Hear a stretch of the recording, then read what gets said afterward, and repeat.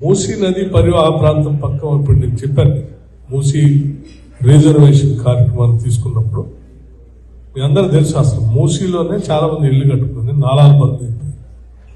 Musi free flow లేకుండా చేయటం వల్ల కూడా నగరం. మీ అందరికి నేను చెప్పేది ఏంటంటే, మూసీ నదిలో ఇల్లు కట్టుకున్నటువంటి వాళ్ళందరి భవిష్యత్తు కూడా మనం అందరూ ఆలోచించాలి. అక్కడ వాసన, అక్కడ ఉన్నటువంటి వాతావరణం వాళ్ళ ఆరోగ్యానికి కూడా మంచిది కాదు.